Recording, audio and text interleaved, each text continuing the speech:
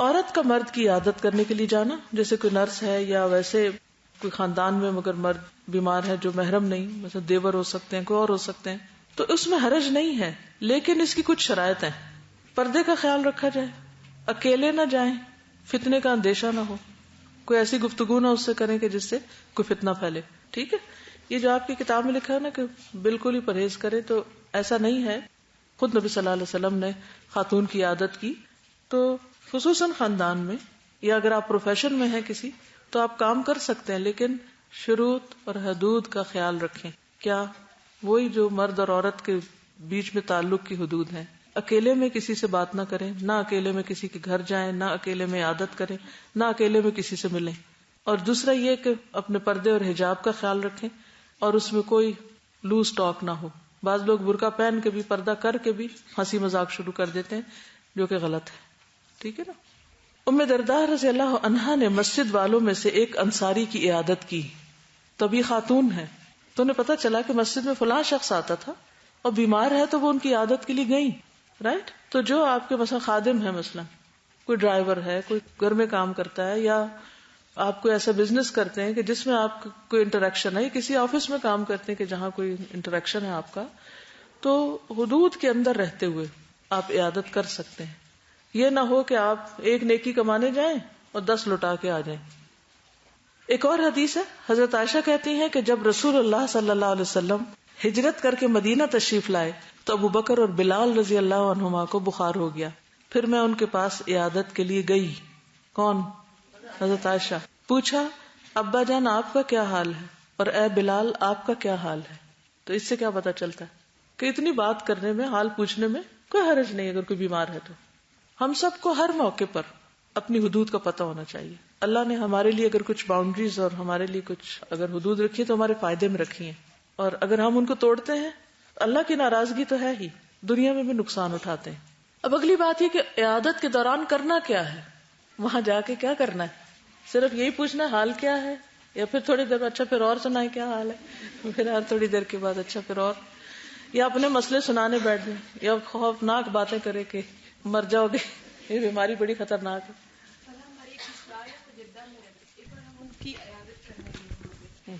تو انہوں نے بڑی اچھی بات بتائی. انہوں نے کہا کہ ہم جہاں پہ رہتے ہیں عربی بھی ہیں، تو ہم مسجد میں جاتے ہیں. پہلے تو یہ تھا کہ قریبی جو بھی نیبرز ان کی عیادت ہم اثر کے بعد کرتے تھے. پھر ہم نے پلان کیا کہ ہر ہفتے ہاسپٹل جانا چاہیے.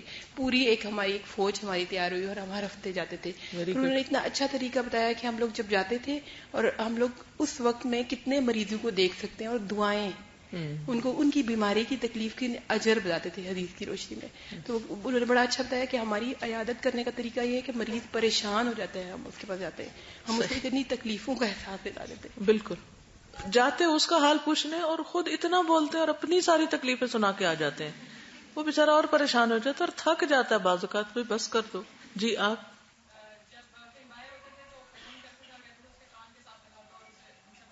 ماشاء اللہ. اور پھر آپ دیکھیے کہ اگر ایسا مریض ہوش میں آ جائے تو بعض اوقات قومے میں وہ سن رہے ہوتے ہیں لیکن بول نہیں سکتے، ہل نہیں سکتے، کچھ رسپونڈ نہیں کر سکتے. یہ کان تو انسان کے کام کر ہی رہے ہوتے ہیں، کیونکہ جب کسی انسان سے کچھ فیض پہنچ رہا ہوتا ہے اس وقت تو ہم پھر بھی اس کی خدمت، مدد اور اس کا حال چل پوچھ لیتے ہیں. جب کسی سے ہمیں کسی نفع کی توقع نہیں ہوتی تو پھر ہم کہتے ہیں کہ یہ تو بوجھ ہے ہمارے لیے، ہمیں کیا کرنا ہے اس کو پوچھ کے، اور میں تو اتنا بڑا انسان ہو گیا اور میری اتنی ڈیوٹیز ہیں. تو یہ بہت بڑے کردار کی بات ہے اور بہت بڑے اجر کی بات ہے.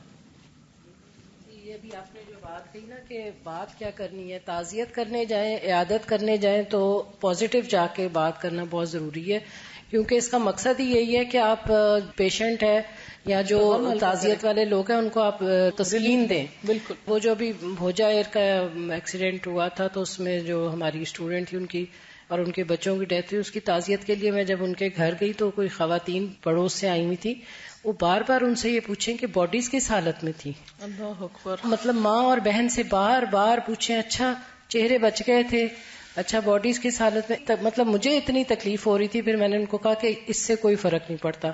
تو وہ مطلب اسی طرح عیادت کے لیے بھی کوئی جائے تو اگر کوئی کینسر کا مریض ہے کچھ تو اس سے پوچھتے ہیں اچھا کیمو تھراپی کب ہونی، مطلب اپنا تجسس اپنے وہ اس کی اس میں لگ جاتے ہیں، کیوریوسٹی جو ہے، کیوریوسٹی. اور اس میں اس کے لیے ہم ایک اور کام کر سکتے ہیں، کسی ایونٹ پہ یہاں پہ لوگ موچے پارے بالکل بالکل. میرا خیال ہے ایکس اسٹوڈینٹس کو جو پچھلے سال یہاں بلو اسکارف میں بیٹھے ہوئے تھے ان کو اپروچ کرنے کی ضرورت ہے اور بتانے کی کہ آئیں اور اکٹھے مل کے کو پلان کر کے اپنے اپنے ایریا میں بے شک جائیں, لیکن تھوڑی ٹریننگ لے لیں کہ کرنا کیا کیا. اب جو آپ سیکھ رہے ہیں ان تو نہیں سیکھا, تو اب کرنے کا کام آپ کے پاس ٹائم کم ہے, ان کے پاس نسبتاً ٹائم زیادہ ہوگا. بعض اوقات پتہ نہیں ہوتا کرنا کیا, تو موقع بھی ہوتا تو ہم نہیں کرتے, نیکسٹ ڈور ہوتا ہم نہیں کرتے کیونکہ ہمیں پتہ نہیں ہے. مریض کے پاس مختصر وقت کے لیے جا کر اس کی طبیعت اور بیماری کی موجودہ کیفیت اور علاج معالجے سے متعلق گفتگو کی جائے, اس کی دلجوئی کی جائے, حوصلہ افزائی کی باتیں کی جائیں.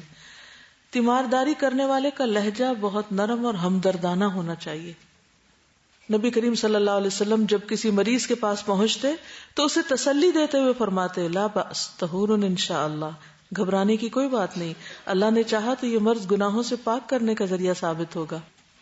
مریض کو صحت کی امید دلانا.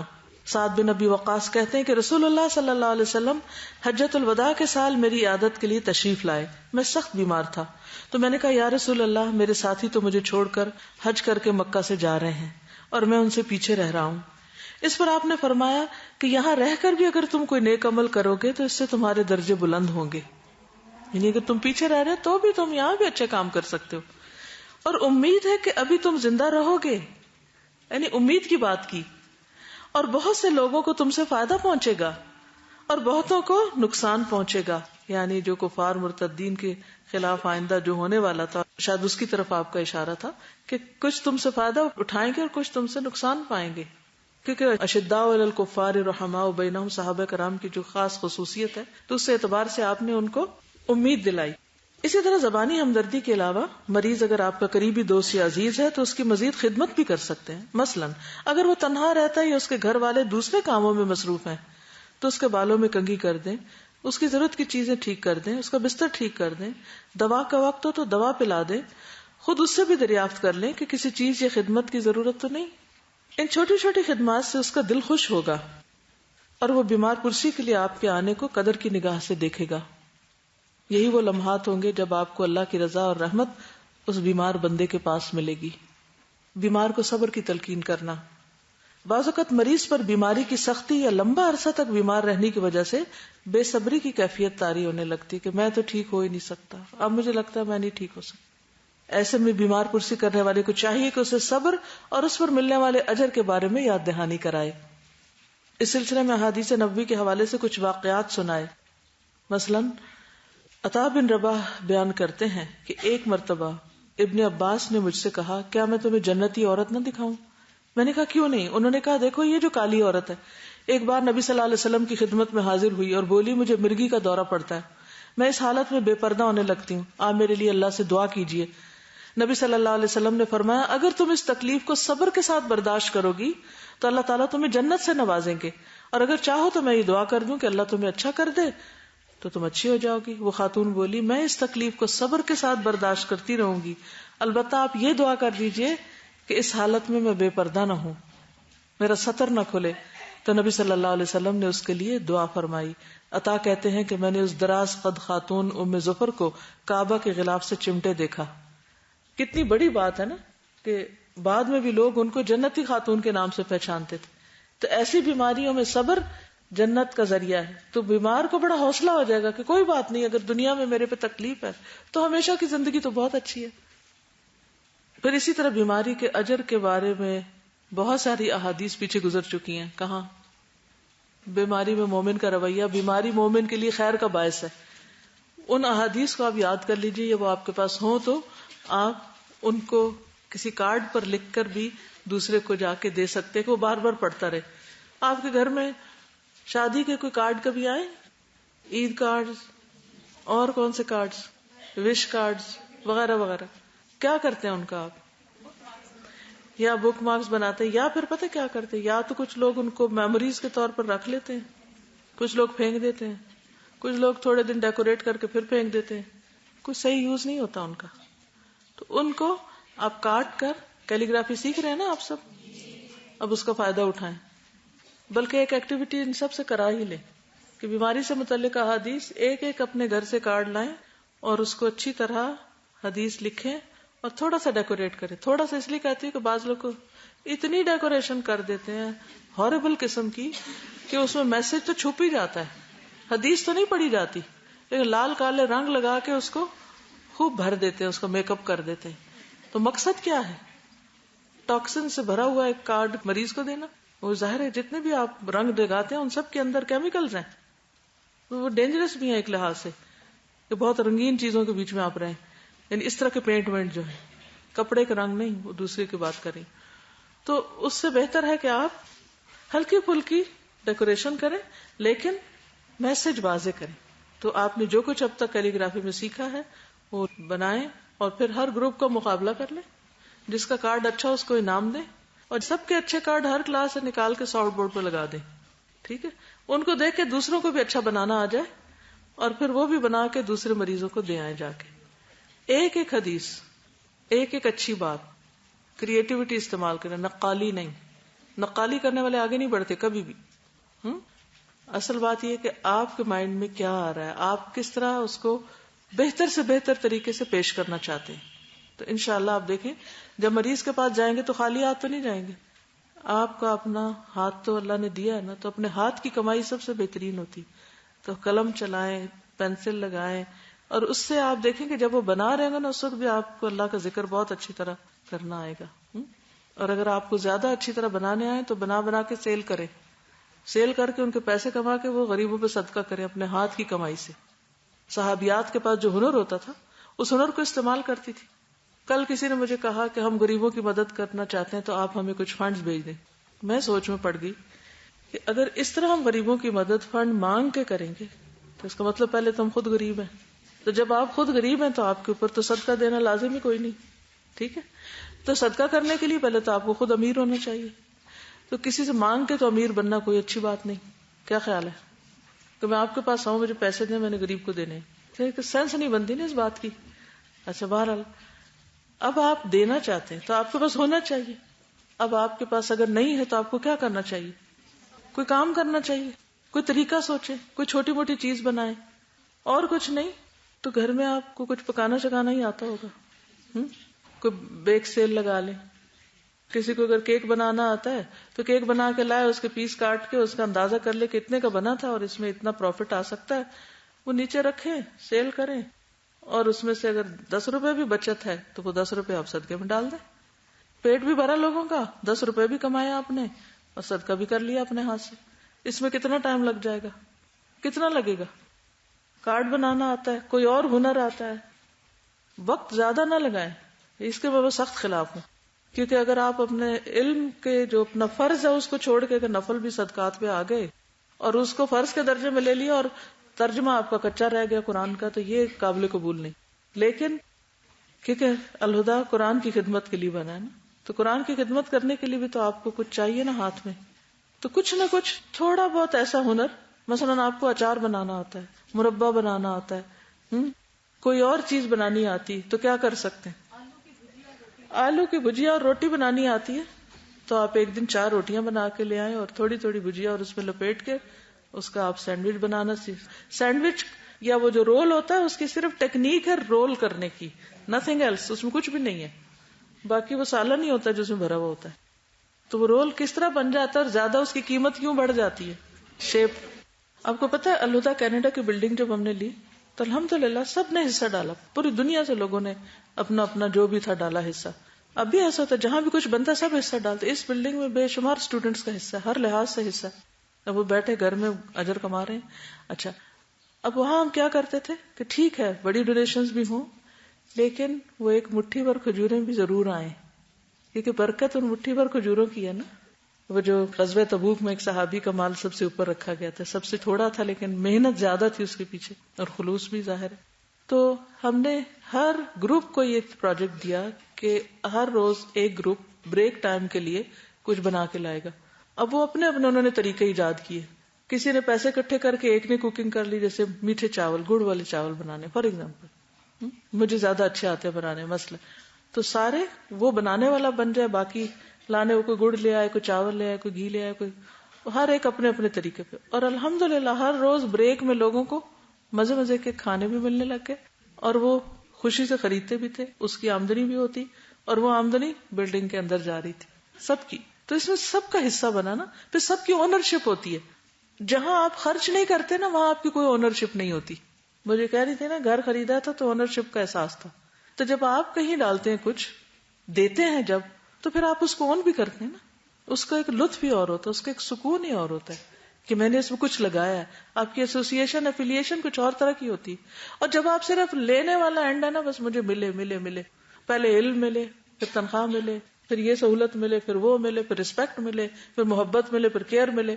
تو جب آپ کی یہ سوچ ہوتی ہے تو آپ کبھی ایک تو خوش نہیں رہ سکتے, دوسرا یہ کہ آپ کبھی بھی اپنی جان نہیں مار سکتے اس کام میں, کیونکہ آپ اس کو اون ہی نہیں کرتے. آپ تو الہدا والے کہہ کے پھر بات کرتے ہیں, الہدا والے یہ کرتے ہیں اور الہدا والے وہ کرتے ہیں. ایک لوگ یہ بھی ٹرم یوز کرتے ہیں نا, الہدا والے یہ کرتے. کون کہتا ہے یہ؟ جو یہ سمجھے کہ الہدا میرا ہے وہ کہہ سکتا ہے. الہدا والے وہ کون ہے؟ جو آپ خود ہی ہیں. اگر آپ ان کو برا بلا کہہ رہے ہیں تو اپنے آپ پہ لا رہے ہیں, وہ آپ ہی پہ پلٹے گا سب. تو ہمارے جو سوچنے کا انداز ہے یا ہماری جو کسی بھی چیز کی اپروچ ہے وہی جب غلط ہوتی, بنیاد ہی غلط ہے, تو پروگرس اور برکت کہاں سے آئے گی؟ وہ نہیں ہوتی. پھر اسی لیے دین نہیں پھیلتا. کسی بھی چیز کا ہم اپنے گھر کو نہیں کرتے, ہم اپنی چیزوں کو نہیں کرتے, وہ بھی اٹھا کے پھینکی ہوئی ہوتی ہے, کوئی سمیٹ دے انہیں ہمارے لیے. گھر جا کے بہت سے لوگ یونیفارم اتار کے بھی اس کو صحیح جگہ نہیں رکھتے, وہ ماں ہی بیچاری اٹھ کے رکھ رہی ہوتی ہے. تو آج کل کے بچے موسٹلی نہ وہ ماں باپ کو اون کرتے ہیں نہ کسی اور چیز کو, بس اپنی ڈیزائرز کو اون کرتے ہیں کہ ہمیں یہ چاہیے. تو یہ سوچ بدلنی ہوگی, کیونکہ بحیثیت پاکستانی قوم ایک مقروض قوم ہے, لینے والی قوم ہے, تو وہ لینے کی عادت پڑ چکی ہے. ہر جگہ مانگنے والی سوچ ہے, کرنے والی کوئی سوچ نہیں. تو ہمیں اس سوچ کو تبدیل کرنا ہے, ہمیں کچھ کرنا ہے اور کر کے فائدہ پہنچانا ہے. جب ہم فائدہ دیں گے تو وہ صرف ہمیں نہیں, ہماری نسلوں کو بھی پہنچے گا, کیونکہ اللہ کسی محسن کا اجر ہرگز نہیں مارتا. ان اللہ لا یضیع اجر المحسنین. تو اس لیے آپ میں سے ہر ایک یہ سوچے وہ کیا کر سکتا ہے. چلیے آگے چلتے ہیں. بیمار کو بری گفتگو سے روکنا, امر بالمعروف و نہی عن المنکر کرنا. جابر بن عبداللہ بیان کرتے ہیں کہ رسول اللہ صلی اللہ علیہ وسلم ام صائب یا ام مسیب کے ہاں تشریف لائے, اور آپ صلی اللہ علیہ وسلم نے فرمایا, اے ام صائب یا ام مسیب, تمہیں کیا ہوا, تم کیوں کانپ رہی ہو؟ اب یہ بھی عیادت ہے نا, ٹھیک ہے نا. اس نے عرض کیا بخار ہے, اللہ اس میں برکت نہ دے. تو آپ نے فرمایا بخار کو برا نہ کہو, کیونکہ بخار بنی آدم کے گناہوں کو اس طرح دور کرتا ہے جس طرح بھٹی لوہے کی میل کو چال دور کرتی ہے. تو آپ نے اس کو روکا کہ ایسا نہ بولو. پھر دعا کرنا, بیماری اللہ ہی کی طرف سے اور بیماریوں سے بچانے والی بھی اللہ ہی کی ذات ہے, اس لیے عیادت کے لیے آنے والا صدق اور اخلاص سے مریض کی صحت یابی کے لیے اللہ سے دعا کرے. ایک مسلمان کی دوسرے مسلمان کے لیے کی جانے والی دعا جلد قبولیت کے درجے کو پہنچتی. لہٰذا اس موقع پر مریض کی تکلیف اور اذیت کو دل کی نرمی سے محسوس کر کے خصوصی تاثیر اور برکت رکھنے والی مسنون دعائیں کی جائیں. وہ انشاءاللہ آپ کو اس کارڈ میں مل جائیں گی جس کا ذکر کل بھی ہوا. جو دم ہے, دعائیں ہیں, اذہب البأس رب الناس اور اسأل اللہ العظیم وغیرہ وغیرہ, یہ سب دعائیں پڑھیں. نبی صلی اللہ علیہ وسلم نے فرمایا جب کوئی شخص کسی مریض کی عیادت کے لیے جائے تو چاہے کہ یوں کہے, اے اللہ اپنے بندے کو شفا عطا فرما, یہ تیری راہ میں کسی دشمن کو زخمی کرے گا یا تیری رضا کے لیے کسی جنازے میں شریک ہوگا. یعنی اس کے حسب حال کہ اللہ اس کو صحت دے, یہ تیرا بندہ فلاں فلاں کام کرے گا. ہر بندے کا اپنا اپنا ایک فیلڈ ہوتا ہے نا, کہ اس طرح دین کے لیے فائدہ مند ہوگا یا انسانوں کے لیے فائدہ مند ہوگا, کہ یہ کسی کے جنازے میں شریک ہوگا, تو یہ فائدہ پہنچانا ہے نا اس کو. عبداللہ بن عباس کہتے ہیں رسول اللہ صلی اللہ علیہ وسلم نے فرمایا جب کوئی مسلمان دوسرے مسلمان بیمار کی بیمار پرسی کرے اور 7 مرتبہ یہ کہے اسأل اللہ العظیم رب العرش العظیم ان یشفیک, تو اللہ تعالیٰ اسے اس مرض سے شفا دے دے گا ایز لانگ ایز اس کی موت کا وقت نہ ہو. پھر مریض کے سر کے پاس بیٹھ کے دعا دینا. نبی صلی اللہ علیہ وسلم کا یہ طریقہ ہے, آپ عیادت کے لیے جاتے تو سرانے کی طرف بیٹھتے. اس کی کیا وجہ ہوگی, کیا حکمت ہے اس میں؟ جب آپ کسی کے فیس کے قریب ہوتے ہیں یا سر کے قریب ہوتے ہیں تو زیادہ قرب محسوس ہوتا ہے. ربیع بن عبداللہ کہتے ہیں کہ میں حسن کے ساتھ قتادہ کی عیادت کو گیا. حسن قتادہ کے سر کے پاس بیٹھے, ان سے حال پوچھا اور ان کے لیے دعا کی کہ اللہ ان کے قلب کو شفا دے اور ان کی بیماری کو دور کر دے. اللہم اشف قلبہ واشف سقمہ. دایاں ہاتھ پھیر کر دم کرنا, کل اس کا طریقہ بتایا گیا تھا. پیشانی, منہ اور پیٹ پر ہاتھ پھیر کر دم کرنا. سعد بن نبی وقاص جب مکہ میں بیمار ہوئے تو نبی صلی اللہ علیہ وسلم ان کی عادت کے لیے تشریف لائے.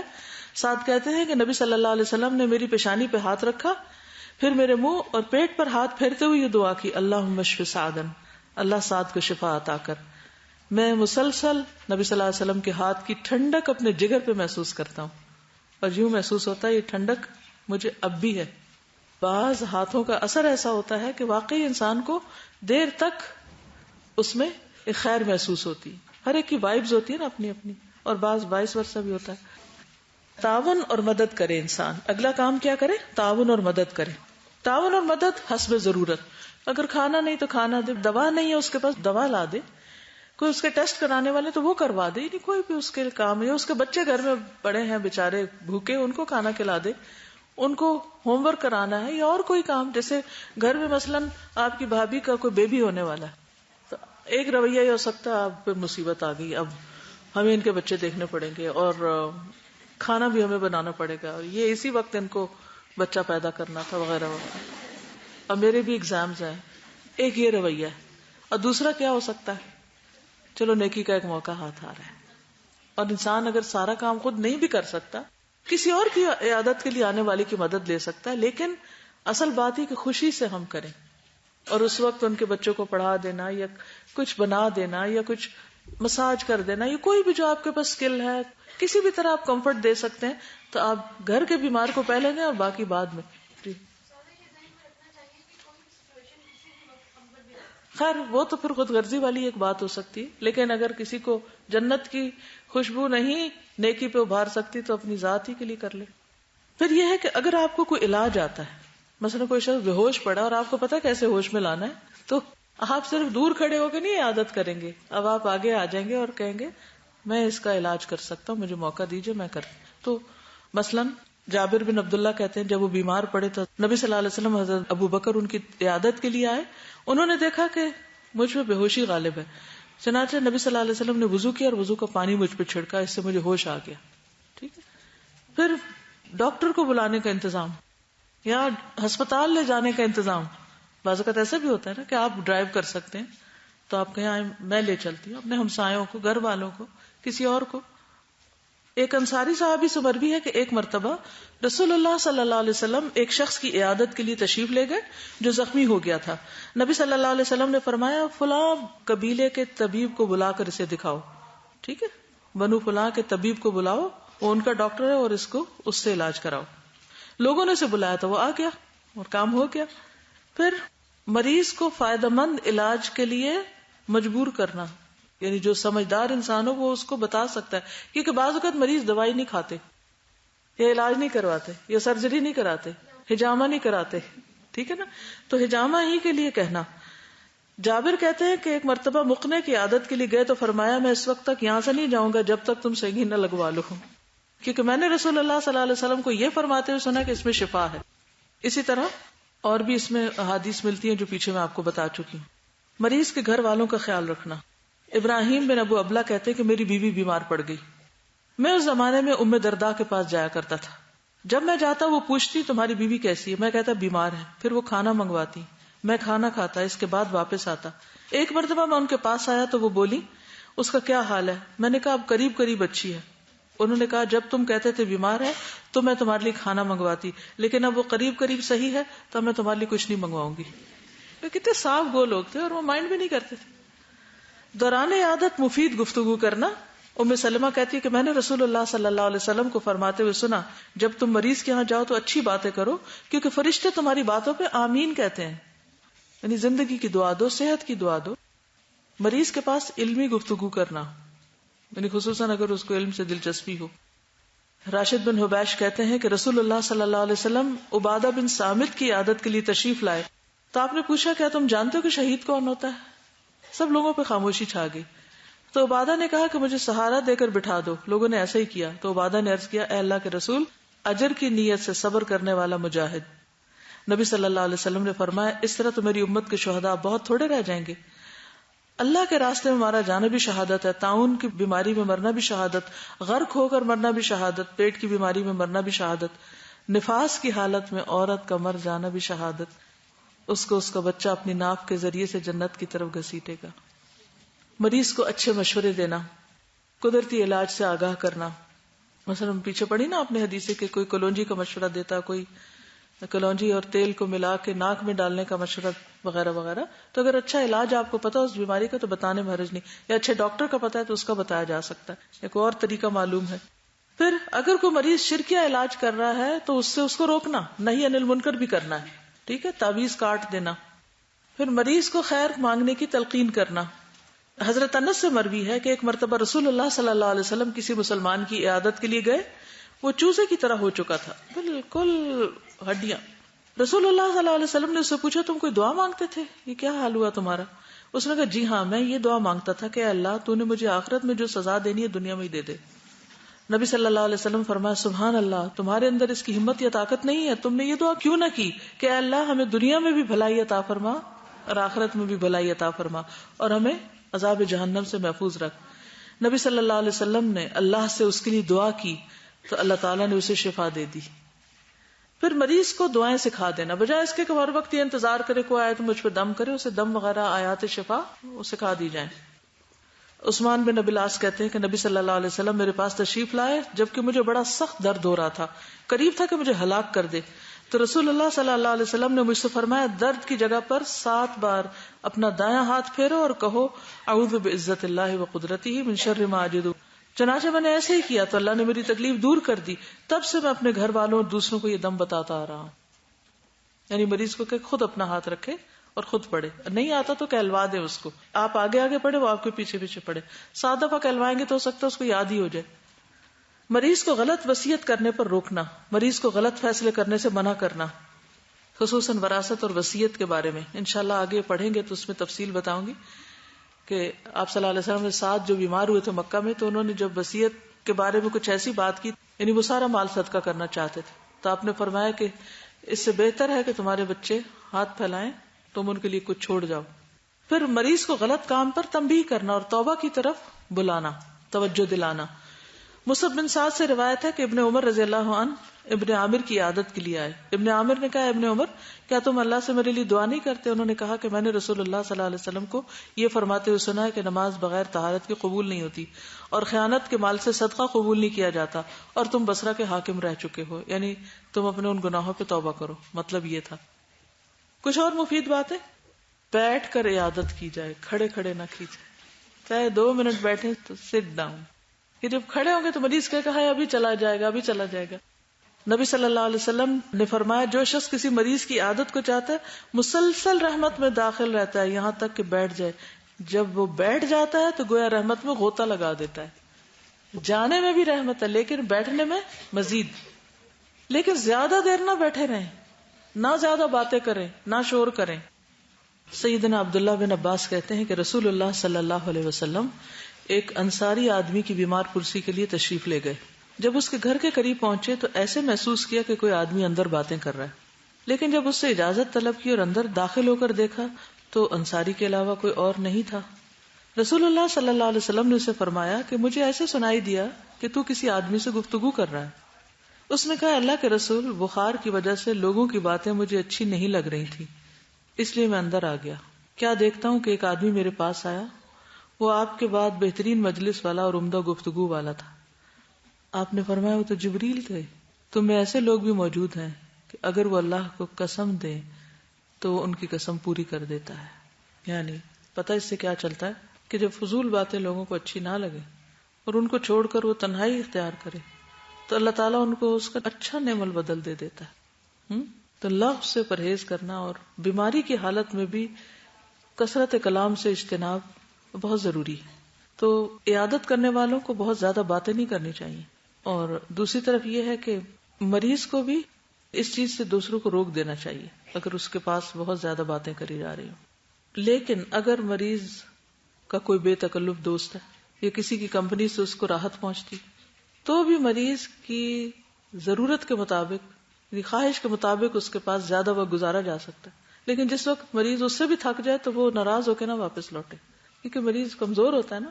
تو بعض اوقات وہ کیا چاہتا ہے, تنہائی چاہتا ہے, سونا چاہتا ہے, آرام کرنا چاہتا ہے. تو مسلسل اگر مریض کے سر پہ سوار آ جائے تو وہ ریلیکس نہیں ہو سکتا. قدرتی بات ہے کہ کسی بھی دوسرے شخص کی موجودگی میں آپ ایک حد تک تو خوش ہو سکتے ہیں, اس کے بعد آپ یعنی تنہائی چاہتے ہیں. اور خاص طور پر جن لوگوں کو اللہ سے باتیں کرنی ہو تو انہیں مجلسوں کا زیادہ شوق بھی نہیں ہوتا. اور ویسے بھی آپ دیکھیں کہ ہر مجلس کے اندر بہت محتاط ہو کے بھی بیٹھنا چاہیے، کیونکہ انسان جب دوستوں میں ہوتا ہے تو بعض اوقات ایسی باتیں منہ سے نکل جاتی ہیں کہ نہیں نکلنی چاہیے، اور پھر انسان اس پر ریگریٹ کرتا ہے. تو یہ نہ ہو مریض کے پاس بیٹھے چار اس کو ایسی باتیں سنا دے کہ بعد میں آ کے اور نادم پریشان ہو، یا مریض کے منہ سے ایسی باتیں نکل آئیں کہ وہ بعد میں اتنی دیر استغفاری کرتا رہے. تو اس موقع پر بھی امر بالمعروف اور نہی عن المنکر بہت ضروری ہے، اور احتیاط بھی ضروری ہے کہ کیا بول رہے ہیں. ممکن ہے تو مزاج پرسی کو جاتے ہوئے مریض کے لیے کچھ پھول، میں اس کے حق میں نہیں، کیونکہ بہت سے لوگوں کو ان سے الرجی ہوتی ہے اور وہ اور بیمار پڑ جاتے ہیں. پھولوں کو اللہ نے باغوں میں لگایا، ادھر ہی رہنے دیں ان کو، یا پھل ہمراہ لے جائیں، تو اس سے بھی باہم الفت بڑھتی اور مریض کا دل بھی خوش ہو جاتا ہے. یہ آپ کی کتاب میں لکھا ہوا، اس لیے تھوڑی سی اس پہ بات کی. اور کاغذی پھولوں سے تو اور زیادہ پرہیز کریں، کیونکہ کاغذی پھولوں پہ مٹی پڑ جاتی ہے اور پھر کچھ عرصے کے بعد وہ ڈسٹ اڑ کے آپ کے سانس میں شامل ہونے لگتی ہے. ان کو دھوئیں تو وہ سارے ختم ہو جاتے ہیں. ہاں جی، اس سے بہتر ٹیشو پیپر کا ڈبہ لے جائے. واقعی یہ بڑی پریکٹیکل سجیشن دی ہے انہوں نے، کیونکہ وہ کسی کام تو آئے گا نا اس کے. تو کسی کو بھی کچھ دینے سے پہلے یہ دیکھیں کہ کارآمد چیز ہو جو کام آئے، نہ کہ اس کے لیے الٹا وبال جان بن جائے. مریض کے گھر پہنچ کر ادھر ادھر تانگ جھانک سے پرہیز کیا جائے. وہ کیوں کہ اچھا کچن میں جا گھسے، اچھا کچن دیکھ کے حد تک تو ٹھیک ہے، پھر یہ نہیں کہ کھانے کے برتن سے ڈھکن اٹھا اٹھا کے دیکھا جائے کیا پکایا ہوا ہے، یا خود ہی کھانے بیٹھ جائے. عبداللہ بن ابو حذیل سے مروی ہے کہ عبداللہ بن مسعود ایک مریض کی عادت کے لیے گئے، ان کے ساتھ اور لوگ بھی تھے. اس گھر میں ایک عورت تھی. لوگوں میں سے ایک آدمی اس عورت کی طرف دیکھنے لگا، تو عبداللہ رضی اللہ عنہ نے کہا اگر تم اپنی آنکھ پھوڑ لیتے تو یہ زیادہ بہتر ہوتا، بجائے اس کے کہ تم عورت کو دیکھنے لگ گئے. اچھا صحابہ میں کتنی زبردست کوالٹی نے دیر اینڈ دین امر بالمعروف اور نہی عن المنکر کرتے، تبھی ان کے اندر ایک ایسی سوسائٹی موجود تھی جو پروڈکٹیو تھی. ہم اس وقت کچھ نہیں کہتے، وہاں سے اس مجلس سے اٹھتے ہیں، پھر آپس میں کسر پسر شروع کر دیتے ہیں، پھر غیبت شروع کر دیتے ہیں، پھر اسی پہ سوچ بچار کرتے رہتے ہیں وہ ہوا کیا وہاں، جو کرنے کا کام تھا وہ کیا ہی نہیں، فرائض سے غافل. جابر بن عبداللہ سے مروی ہے کہ رسول اللہ صلی اللہ علیہ وسلم کسی انصاری کے گھر اس کی عیادت کے لیے تشریف لے گئے. اس کے قریب ایک چھوٹی نالی بہ رہی تھی. نبی صلی اللہ علیہ وسلم نے ان سے پینے کے لیے پانی منگواتے ہوئے فرمایا اگر تمہارے پاس اس مشق میں رات کا بچا ہوا پانی موجود ہے تو ٹھیک، ورنہ ہم اسی سے پی لیتے ہیں. تو اس سے یہ پتہ چلتا ہے کہ تیمارداری کرنے والا مریض کے ہاں سے پانی پی سکتا ہے، اور اگر اس وقت تھوڑی بہت چیز کو آفر کرے تو حرج نہیں ہے کچھ کھانے میں. عیادت کے دوران نماز کا وقت آئے تو نماز پڑھیں. یہ نہیں کہ آپ کہیں کہ اچھا وہ ابھی چونکہ میں جنت میں بیٹھی ہوئی ہوں تو باہر جا کے ہی فرض ادا کروں. حضرت عائشہ کہتی ہے کچھ صحابہ نبی صلی اللہ علیہ وسلم کی آپ کے ایک مرض کے دوران عیادت کرنے آئے، آپ نے انہیں بیٹھ کر نماز پڑھائی، حالانکہ آپ خود مریض تھے. مریض کے مرض کی شدت کو دیکھ کر آنسو کا نکلنا، یعنی اس میں کوئی حرج نہیں. عبداللہ بن عمر کہتے ہیں کہ سعد بن عبادہ کسی مرض میں مبتلا ہوئے، نبی صلی اللہ علیہ وسلم تشریف لائے، آپ کے ساتھ عبد الرحمن بن عوف، سعد بن ابی وقاص، عبداللہ بن مسعود بھی تشریف لے گئے. جب آپ اندر گئے تو تیمارداروں کے ہجوم میں انہیں پایا. آپ نے دریافت فرمایا کیا وفات ہو گئی، یعنی اتنے لوگ اکٹھے. لوگوں نے کہا نہیں یا رسول اللہ. نبی صلی اللہ علیہ وسلم ان کے مرض کی شدت کو دیکھ کر رو پڑے. یعنی اگر آپ کے آنسو نکل آتے ہیں یا دل خفا ہو جاتا ہے تو کوئی حرج نہیں، انسانی جذبات ہیں. لوگوں نے جو نبی صلی اللہ علیہ وسلم کو روتے ہوئے دیکھا تو سب رونے لگے. پھر آپ صلی اللہ علیہ وسلم نے فرمایا سنو، اللہ تعالیٰ آنکھوں سے آنسو نکلنے پر عذاب نہیں دے گا، نہ دل کے غم پر، لیکن اس کی وجہ سے عذاب دے گا. یعنی آپ نے زبان کی طرف اشارہ کیا کہ اب باتیں ساتھ شروع کر دی، کچھ برا بلا کہنے لگے یا غلط بات کی تو اس سے پکڑ ہوگی. اگر ایسا مریض ہو کہ آپ اس کی عادت کے لیے اس کے گھر نہ رہ سکتے تو مریض اپنے گھر میں شفٹ کر سکتے ہیں یا گھر کے قریب لا سکتے ہیں، جیسے بعض اوقات پیرنٹس ہوتے ہیں یا کوئی اور. حضرت عائشہ کہتی ہے کہ غزوہ خندق میں سعد رضی اللہ تعالیٰ عنہ کے بازو میں زخم آ گیا تو آپ نے کیا کیا تھا، یاد ہے پیچھے بتایا تھا میں نے، سیرت صحابیات میں بتایا تھا میں نے آپ کو. مسجد کے قریب خیمہ لگوایا تھا، اس میں کون تھی، نرس ڈاکٹر حضرت رفیدہ. تو پھر آپ نے مسجد میں خیمہ نصب کرایا کہ آپ قریب رہ کے ان کی عادت کر سکیں. ہو سکے تو صبح شام مریض کا حال پوچھے، نہیں جو قریب ہو. محمود بن لبید سے روایت ہے کہ سعد رضی اللہ عنہ کو جب غزوہ خندق میں بازو کی رگ پہ زخم آیا، ان کی حالت خراب ہوئی تو انہیں ایک عورت کے ہاں پہنچا دیا گیا جن کا نام رفیدہ تھا. وہ زخمیوں کا علاج کرتی تھی. جب شام کو سعد کے پاس گزرتے نبی صلی اللہ علیہ وسلم تو پوچھتے کیف امسیتا، کیسے شام کی. جب صبح ہوتی تو پوچھتے کیف اصبحتا، صبح کیسے ہوئی. تو سعد رضی اللہ تعالیٰ عنہ آپ کو اس کی خبر دیتے. پھر غیر مسلم مریض کی عادت کرنا بھی مسنون ہے، اور اس وقت خاص طور پر موقع غنیمت سمجھتے ہوئے اسلام کی دعوت دیں. آپ کو معلوم ہے کہ بہت سے کرسچن پریسٹ جو ہے ایسے لوگ تیار کرتے ہیں جو ہاسپٹل میں جا کے آخری وقت میں مریضوں کو کرسچن بناتے ہیں. وہ یہودی لڑکے کی بات بتائی نا کہ جب آپ اس کی عادت کے لیے گئے تو آپ نے اس کو اسلام کی دعوت دی, تو وہ بچہ اپنے باپ کی طرف دیکھنے لگا, تو اس نے کہا کہ ابو القاسم کی بات مان لو. تو پھر نبی صلی اللہ علیہ وسلم بہت خوش ہوئے کہ اللہ کا شکر ہے کہ اللہ نے میرے ذریعے اس کو آگ سے بچا لیا. لیکن اگر کچھ ایسے لوگ ہوں کہ جو بیمار ہونے کے باوجود غلط کام نہ چھوڑ رہے ہیں, تو آپ بائیکاٹ بھی کر سکتے, انہیں احساس دلانے کے لیے کہ تم اس حرام سے نکلو. یعنی کسی برے کام میں تعاون نہیں کرنا چاہیے. ہمدردی تو کرنی چاہیے, سمجھانا بھی چاہیے, لیکن اس کے باوجود اگر کوئی سمجھتا نہیں تو پھر ناراضگی کا اظہار بھی کرنا چاہیے, چاہے کوئی مریض ہی کیوں نہ ہو, تاکہ اس کی آخرت بچائی جا سکے. کیا عیادت کرنے کے لیے گھر کے سب بندوں کو جانا چاہیے؟ وہ باری باری جائیں تاکہ اس پہ بوجھ نہ پڑے. لیکن جانا تو سبھی کو چاہیے, ہر ایک کا اپنا اپنا عمل ہے نا. یہ کہتی ہے میرا سوال یہ کہ اگر کسی کو نظر لگی اور بہت شدید اور پتہ بھی نہ ہو کس کی, تو کیا کرے؟ اس کے لیے ایاک نستعین میں نظر لگنے کی جو دعائیں ہیں ان کو پڑھ کے دم کر لے. ٹھیک ہے. السلام علیکم. بس میں میڈیکل ڈاکٹر ہوں اور آلموسٹ 2 ایئرز بیک میں نے جاب اپنی چھوڑی تھی اور الہدا جوائن کیا تھا. میں ٹیچ کرتی تھی میڈیکل کالج میں, اور جو میں سبجیکٹ پڑھا رہی تھی اور اس میں آگے میں نے اسپیشلائز بھی کرنا تھا, وہ تھا فارماکالوجی, جو سارا میڈیسن سے ریلیٹڈ ہوتا ہے. اور میری فیملی میں بہت سارے ڈاکٹرز ہیں, آلموسٹ ہر اسپیشلٹی کا نا. تو کیا ہوا کہ میرا چھوٹا بھائی جو ہے کافی انٹیلیجنٹ اور کافی پڑھتا لکھتا ہے, تو پہلے اس کا ہوا رجحان اسلام کی طرف, اور اس نے کافی بکس وغیرہ پڑھ کے اپنا کافی لائف اسٹائل چینج کر لیا. تو آلموسٹ 5 ایئرز ہو گئے, 5-6 ایئرس نے کوئی میڈیسن یوز نہیں کی نا, پیراسیٹامول, ایون ملٹی وائٹامنس, کچھ بھی نہیں. تو اس کا یہ ہوتا تھا کہ ہمیشہ دعائیں نکال کے جب بھی بیمار ہوا اور وہی پڑھتا تھا نا. اور کیونکہ ہمارے گھر میں سارے ڈاکٹر سے سب کو بڑا عجیب سا لگتا تھا کہ یہ کیا, تو مگر وہ ہمیشہ یہ کہتا تھا کہ ہمارے توکل میں کمی ہوتی ہے, اللہ میاں کے کلام میں, اور ان دعاؤں میں کوئی کمی نہیں ہے نا. مطلب اور 5-6 ایئرس سے اس نے کوئی ایسی ڈرگ اس کو لینے کی ضرورت ہی نہیں پڑی نا, بالکل ماشاء اللہ ہیلدی ہے, اور اس پہ اثر بھی کٹ جاتی تھیں دعائیں سے, توکل تھا اس کا اسٹرانگ. تو مجھے بھی شروع میں یہ تھا کہ شاید وہ چینج ہو جائے گا ود ٹائم, مطلب کوئی فیز ہے. تو میں نے بھی ایک دفعہ اس کو کافی کنونس کرنے کی کوشش کی, کافی اس کو بتا کے نا کہ یہ دوائیاں بھی ہم ایسی ایکسٹریکٹ کرتے ہیں, پلانٹ سے کچھ ہوتے ہیں, فلائڈ وغیرہ وہ بھی نکالتے ہیں. دین آئی فاؤنڈ اٹ کہ اس کو مجھ سے زیادہ نالج تھی, اس نے مطلب پراپر ریسرچ کر کے اپنے آپ کو چینج کیا تھا, اور مطلب ہی نیو کہ ٹھیک ہے وہیں سے نکالتے ہیں مگر پروسیسڈ ہوتی ہیں, اور یہ بیلنس نہیں ہے, مطلب نیچرل وے میں جو ہے وہ انٹیکس کا نہیں ہے نا, نیچرل کیور نہیں ہے. کیونکہ میں تھی اس فیلڈ میں تو لوگ مجھ سے پوچھتے تھے دوائیاں وغیرہ کی, تو میں کافی لوگوں کی ہیلپ کر دیتی تھی, کیونکہ نئی نئی جو میڈیسنز آ رہی ہیں وہ مجھے پتا ہوتی تھی نا. تو بٹ وہ مجھے ایک چیز بڑی پنچ کرنے لگی کہ باقی سب کو میں بینیفٹ کر سکتی ہوں اور اس کو بالکل اس سے کوئی کنسرن ہی نہیں, مطلب اس کے لیے یہی چیز کافی ہو گئی ہیں, دعائیں اور اللہ میاں کا کلام ہی. تو اس وقت مجھے ایک احساس ہونے لگا کہ کمپلیٹ جو علم ہے وہ قرآن کا اور حدیث کا, مطلب یہی کمپلیٹ ہے. تو اس کا میں نے پھر قرآن پڑھنا شروع کیا, اور پھر اپنی جاب بھی میں نے چھوڑ دی, because as a side job میں اس کو نہیں لینا چاہتی تھی, as a full time undivided attention میں دینا چاہتی تھی.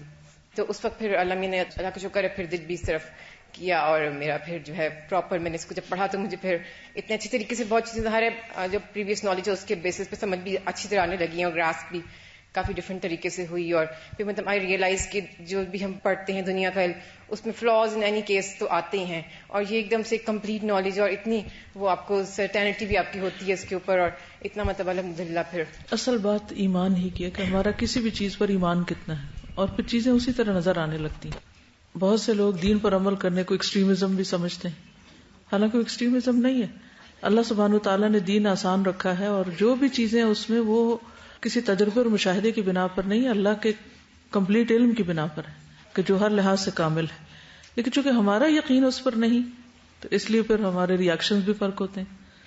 ہمارا عمل ویسا ہی ہوگا جیسا ہمارا ایمان ہوگا, جیسا بیج ہوگا ویسے ہی پھل ہوگا. ٹھیک ہے, جزاکم اللہ خیرا. سبحانک اللہم و بحمدک, اشہد ان لا الہ الا انت, استغفرک و اتوب الیک. السلام علیکم و رحمۃ اللہ وبرکاتہ.